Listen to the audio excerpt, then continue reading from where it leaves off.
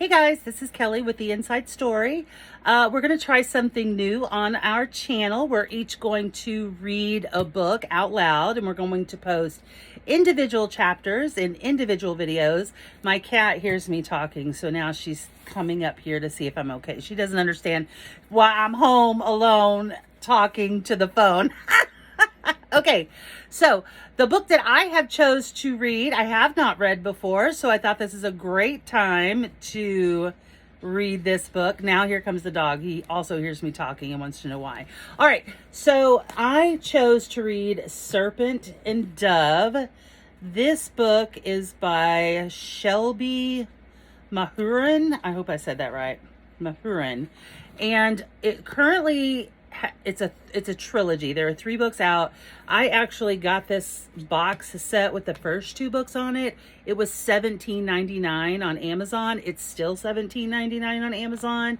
So, and then the last book is like $8.99. So that's pretty cool. So I haven't even cracked this book open.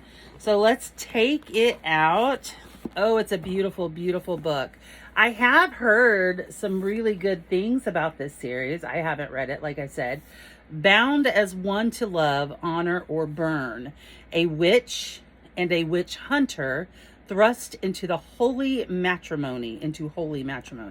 There was only one way such a story could end: a stake and a match. All right. So let's just go ahead and get started. This is Serpent and Dove, Chapter 1. Let's see what we got here. Okay. So we've got an opening page here. It says, something shifted in the street below, a subtle thing, as if the wind had changed direction mid-course. A hum reverberated from the cobblestones, and every sound of the crowd, every smell and taste and touch faded into the ether. The world stilled. The hair on my neck stood up. I knew what came next. I recognized the faint brush of energy against my skin, the familiar thrumming in my ears. Magic. Then came the screams. My goodness. To my mom, who loves books, to my dad, who gave me the confidence to write them, and to RJ, who still hasn't read this one. RJ! We've got a map, guys. You know how much I love maps. They are fabulous. Part 1. Misfortune never arrives alone. French proverb. The Beller Rose. There's something haunting about a body touched by magic. Most people first notice the smell, not the rot of decay, but a cloying sweetness in their noses, a sharp taste on their tongues. Rare individuals also sensed a tingle in the air, a lingering aura of the corpse's skin, as if the magic itself was still present, somehow watching and waiting, alive. Of course, those stupid enough to talk about such things ended up on the stake. 13 bodies had been found throughout Belterra over the past year, more than double the amount of years prior. Though the church did its best to conceal the mysterious circumstances of each death, all had been buried in closed caskets. There he is, Coco motioned to a man in the corner. Though candlelight bathed half of his face in the shadow, there was no mistaking the gold brocade on his coat or the heavy insignia around his neck. He sat rigid in his chair, clearly uncomfortable, as a scantily clad woman draped herself across his plump midsection. I couldn't help but grin. Only Madame Labelle would leave an aristocrat such as Pierre Tremblay waiting in the bowels of a brothel. Come on, Coco motioned toward a table in the opposite corner. Babette should be here soon. What sort of pompous ass wears brocade while mourning? I asked. Coco glanced at Tremblay over her shoulder and smirked. The sort of pompous ass with money. His daughter, Philippa, had been the 7th body found.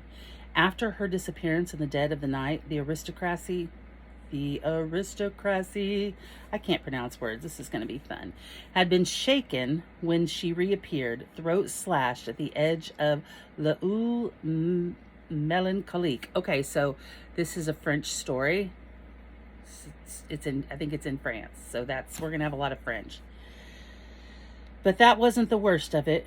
Rumors had crawled through the kingdom about her silver hair and wrinkled skin, her cloudy eyes and gnarled fingers.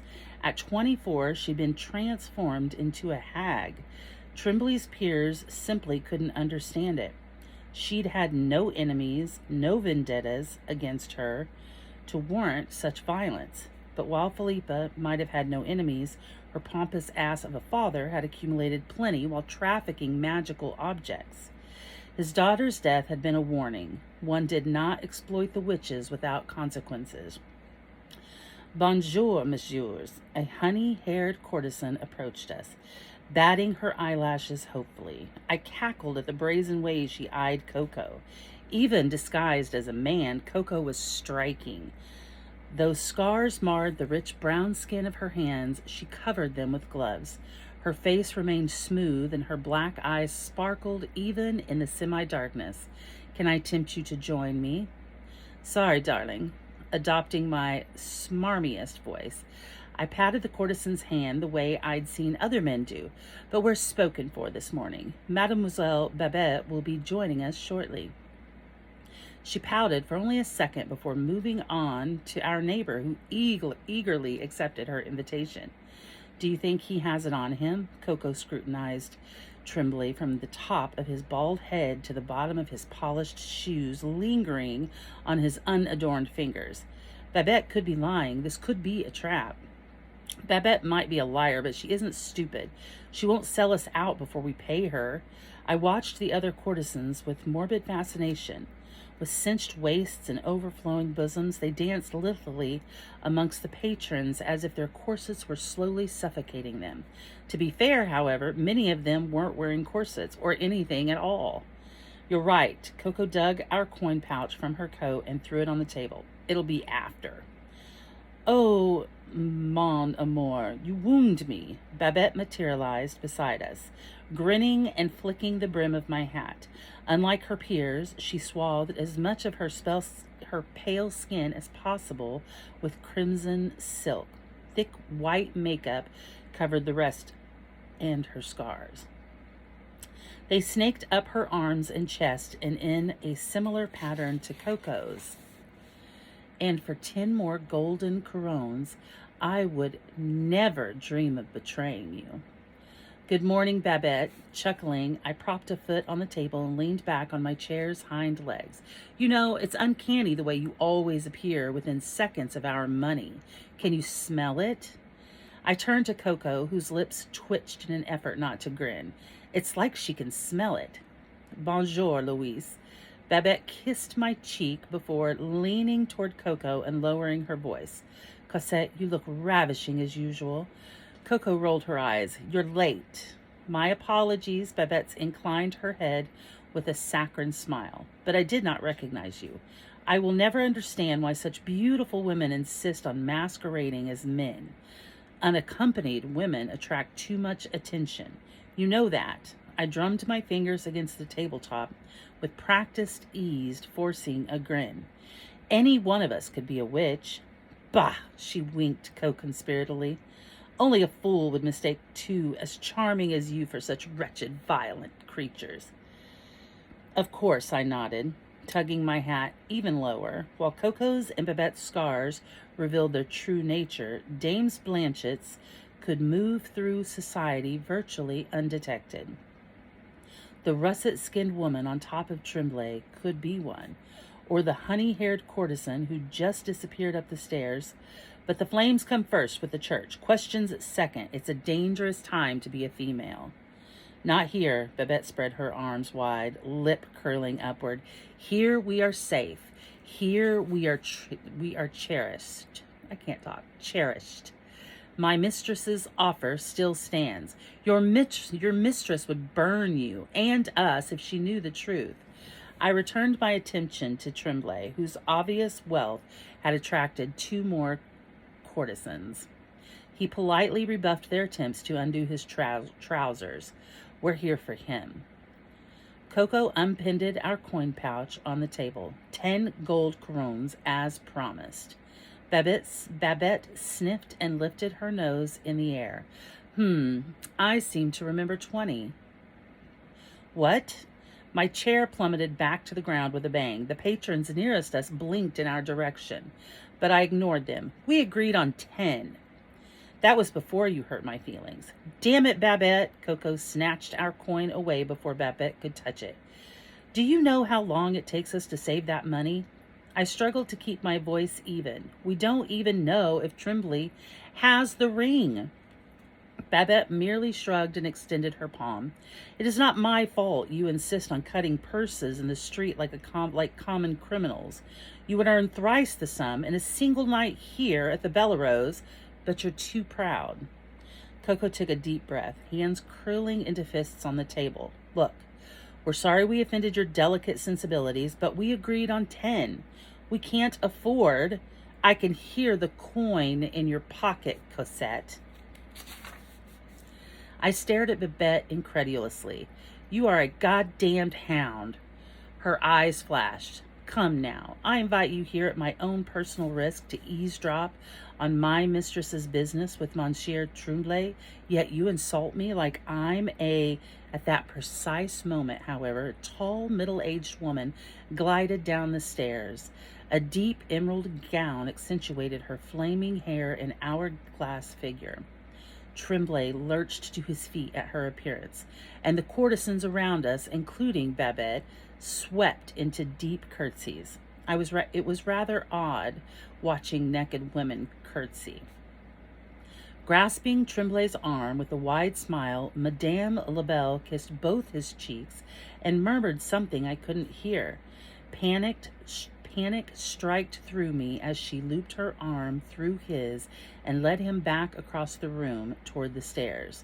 Babette watched us out of the corner of her eye. Decide quickly, Miss Amours. I'm going to have to look up some French and learn how to say this stuff. Maybe it's mi amours.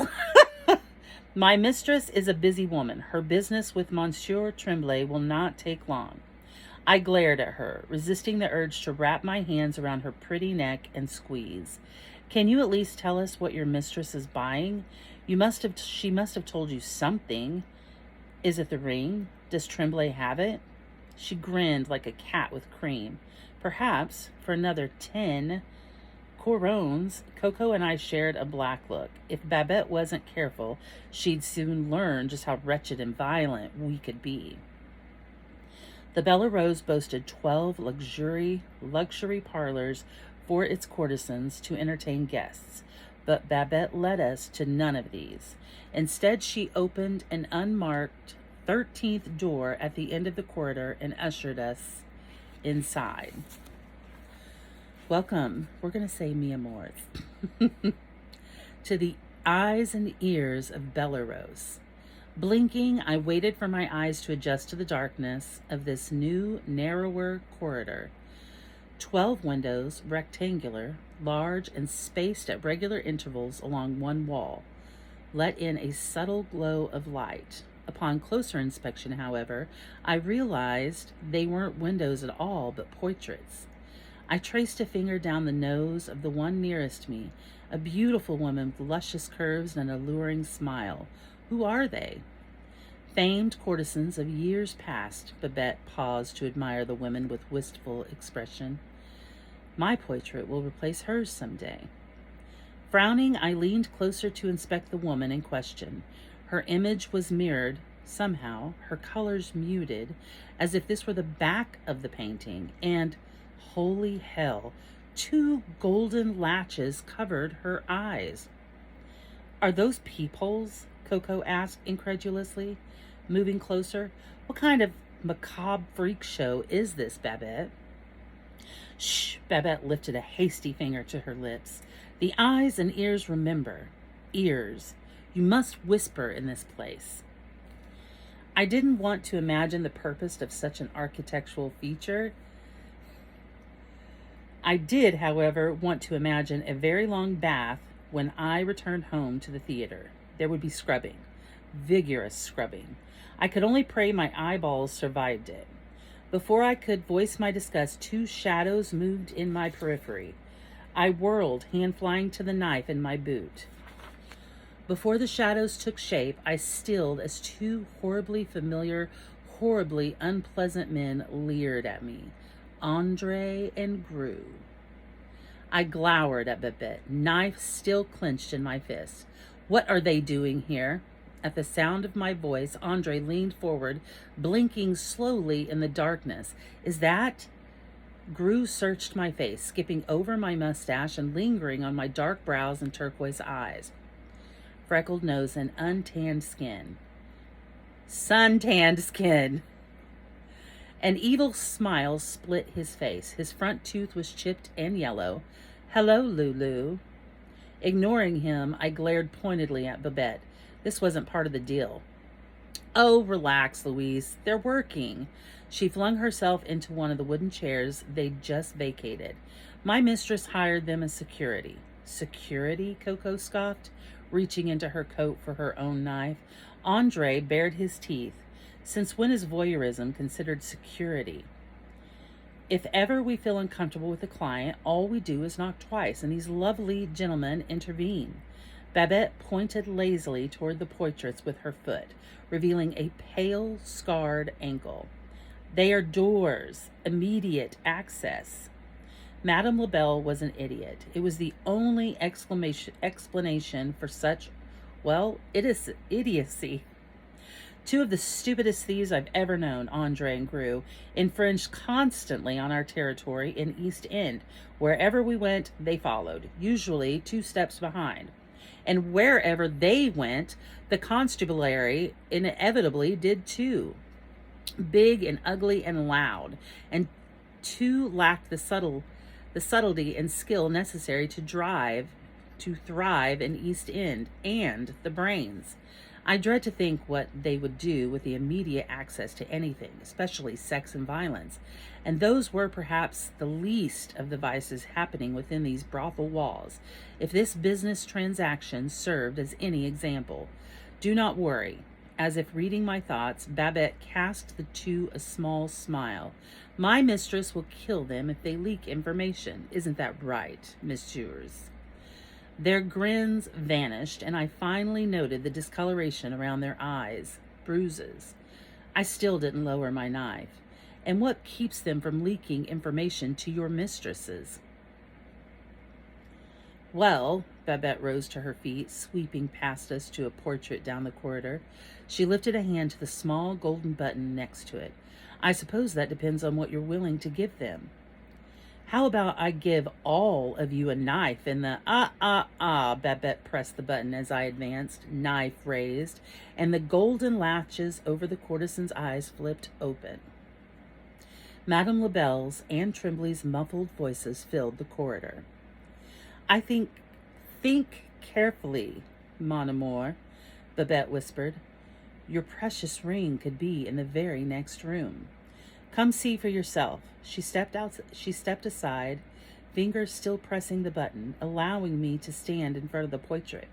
Muttering a curse, I stood on my tiptoes to see through the courtesan's eyes. Tremblay wore a path through the plush floral carpet of the parlor. He looked paler here in the pastel room where the morning sun bathed everything in soft golden light, and sweat beaded along his forehead. Licking his lips nervously, he glanced back at Madame Labelle, who watched him from the chaise lounge by the door. Even sitting, she exuded regal grace, neck straight and hands clasped. Do calm yourself, Monsieur Tremblay. I assure you I will obtain the necessary funds within the week, a fortnight at most. He shook his head curtly. Too long. One might argue it is not nearly long enough for your asking price. Only the king could afford such an astronomical sum, and he has no use for magic rings. Heart lurching to my throat, I pulled away to look at Coco. She scowled and dug into her coat for more corons. Andre and Gru pocketed them with gleeful smirks. Promising myself I would skin them alive after I stole the ring, I returned my attention to the parlor. And if I were to tell you I have another buyer in place? Tremblay asked. I would call you a liar, Monsieur Tremblay. You could hardly continue boasting possessions of your wares after what happened to your daughter. Tremblay whirled to face her. Do not speak of my daughter. Smoothing her skirts, Madame Labelle ignored him completely. Indeed, I'm rather surprised you're still in the magical black market after all.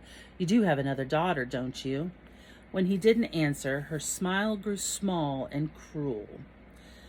Triumphant. The witches are vicious. If they learn you possess the ring, their wrath on your remaining family will be unpleasant.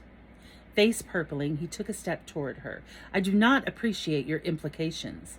Then appreciate my threat, monsieur. Do not cross me, or it will be the last thing you ever do. Smothering a snort, I glanced again at Coco, who now shook with silent laughter. Babette glared at us. Magical rings aside, this conversation might have been worth 40 crowns. Even the theater paled in comparison to these melodramatics. Now tell me, Madame Labelle purred, do you have another buyer? Putain. He glared at her for several long seconds before grudgingly shaking his head. No, I do not have another buyer. I've spent months renouncing all ties with my former contacts, purging all inventory.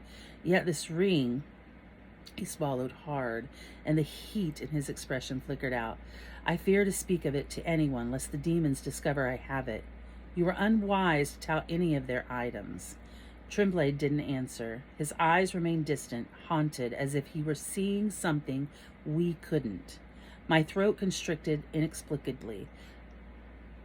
Oblivious to his torment, Madame Labelle continued ruthlessly. If you hadn't, perhaps dear Philippa would still be with us. His head snapped up at his daughter's name, and his eyes no longer haunted, glinted with fierce purpose. I will see the demons burn for what they did to her. How foolish of you. I beg your pardon. I make it my business to know the business of my enemies, monsieur. She rose gracefully to her feet, and he stumbled back half a step. As they are now also your enemies, I must offer a piece of advice. 'Tis dangerous to meddle in the affairs of witches. Forget your vengeance. Forget everything you've learned about the world of shadows and magic. You are wildly outmatched and woefully inadequate in the face of these women. Death is the kindest of their torments, a gift bestowed only to those who have earned it. One would think you have learned that with dear Philippa. His mouth twisted and he straightened to his full height, sputtering angrily. Madame Labelle still loomed over him by several inches. You crossed the line. Madame Labelle didn't shrink away from him. Instead, she ran a hand down the bodice of her gown, utterly unfazed, and withdrew a fan from the folds of her skirt. A knife peeked out from its spine. I see the pleasantries are over, right? Then, let us get down to business. Spreading the device in a single flourish, she fanned it between them. Tremblay eyed the knife, pointed warily, and conceded a step. If you wish me to relieve you of the ring, I will do so here and now, for 5,000 gold crowns less than your asking price. An odd choking noise escaped his throat. You're mad. If not, she continued, voice hardening, you will leave this place with a noose around your daughter's neck. Her name is Celia, yes? La Dame des Socresis will delight in draining her youth, in drinking the glow from her skin, the gleam from her hair. She will be unrecognizable by the time the witch is finished with her, empty, broken, just like Philippa. You, Tremblay's eyes bulged and a vein appeared on his shiny forehead. Fiddle de pew. I don't know if I said that right. You cannot do this to me. You cannot. Come now, monsieur. I do not have all day. The prince has returned from Amadine, and I do not want to miss the festivities. His chin jutted obstinately. I do not have it with me. Damn it. Disappointment crashed through me. Bitter and sharp, Coco muttered a curse. I do not believe you. Striding to the window across the room, Madame Labelle peered down. Oh, Monsieur Tremblay, how could a gentleman such as yourself leave your daughter to wait outside a brothel? Such easy prey. Sweating profusely now, Tremblay hastened to turn out his pockets. I swear I don't have it. Look, look! I pressed my face closer as he shoved the contents of his pockets toward her. An embroidered handcloth, a silver pocket watch, and a fistful of copper couronnes, but no ring. Please leave my daughter alone. She is not involved in this. He made such a pitiful sight that I might have felt sorry for him if it hadn't just dashed all my plans. As it were, however, the sight of his trembling limbs and ashen face filled me with vindictive pleasure. Madame Labelle seemed to share my sentiment. She sighed theatrically, dropping her hand from the window, and curiously turned to look directly at the portrait I stood behind. Tumbling backward, I landed squarely on my ass and bit back a curse. What is it? Coco whispered, crouching beside me. Babette released the button with a frown. Shh, I waved my hands wildly, motioning toward the parlor. I think I mouthed the words, not daring to speak. She saw me. Coco's eyes flew open in alarm. We all froze as her voice drifted closer, muted but audible through the thin wall. Pray tell, monsieur, where is it then? Holy hell, Coco and I locked eyes incredulously. Though I didn't dare return to the portrait, I pressed closer to the wall, breath hot and uncomfortable against my own face. Answer her, I pleaded silently. Tell us. Miraculously, Tremblay obliged, his vehement reply more dulcet than the sweetest of music. It's locked away in my townhouse. That will do, Monsieur Tremblay. As their parlor door clicked open, I could almost see her smile. It matched my own. I hope for your daughter's sake you aren't lying. I will arrive at your townhouse at dawn with your coin. Don't keep me waiting.